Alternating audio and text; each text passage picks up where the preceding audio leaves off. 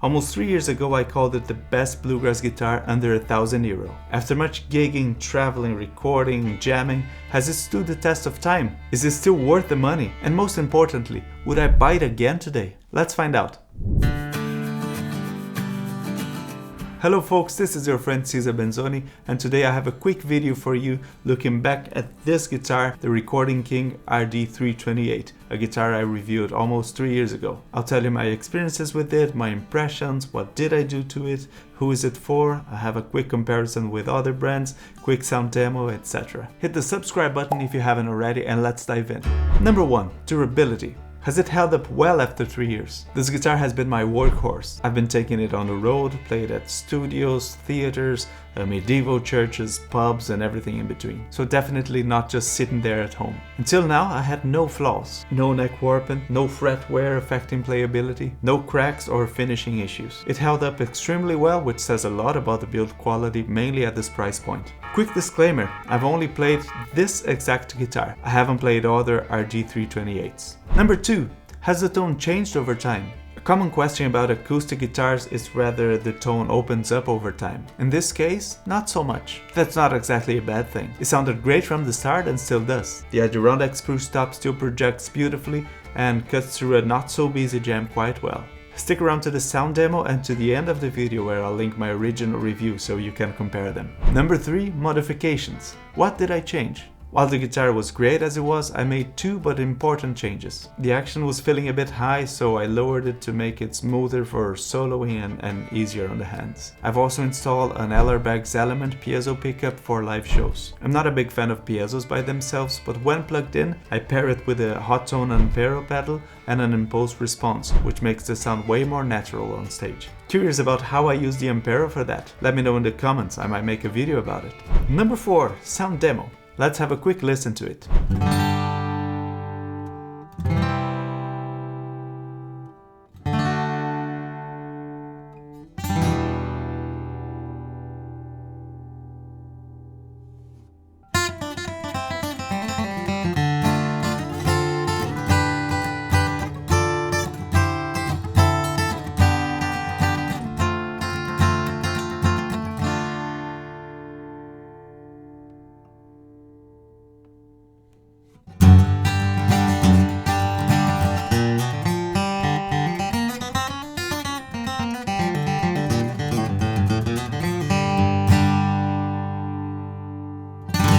Number 5. How does it compare to other brands? I played several guitars in this price range, but none with these exact specs. Most alternatives have either laminated back and sides or use different types of woods like sapel, tilia, oven coal, or even solid mahogany. Comparable models include, and I'll have to read this, the Eastman E3DE, Alvarez MD70 at a slightly higher price, as well as the Yamaha LL16, the Sigma SDR35, and the Blue Ridge BR160. All great guitars, but none with solid Adirondack spruce top and solid rosewood back and sides. To my ears, the RD-328 sounds better than Martin and Eastman models in the same price range, with more projection, clarity, and ease of soloing. But there's definitely a lot of headroom for improvement. If you compare it to something like the Eastman E8D or E20D, which cost twice as much, you start seeing some improvements. You'll hear more richness and depth in tone,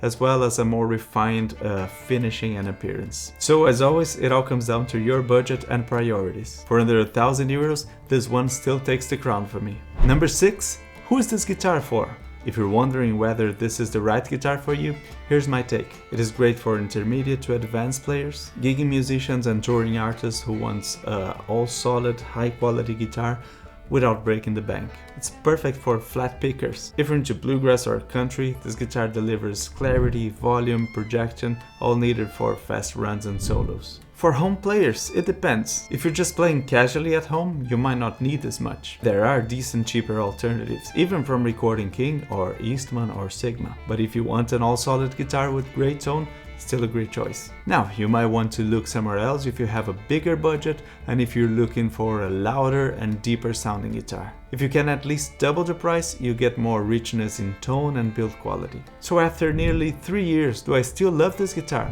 Absolutely. Would I buy it again? Yes, if that's all the budget I have to spend on a guitar. This will be your all-solid, affordable, high-quality, bluegrass-friendly guitar. If you want to compare the sounds to my old video, check it here in the cards. Now I want to hear from you. Do you own this guitar? How has yours held up? Drop me a comment below. And don't forget, if you want a dedicated video on my impulse response setup, let me know. And if you enjoyed this video, hit that like button and subscribe. It really helps the channel to grow. Thanks very much for watching, and I'll see you next time.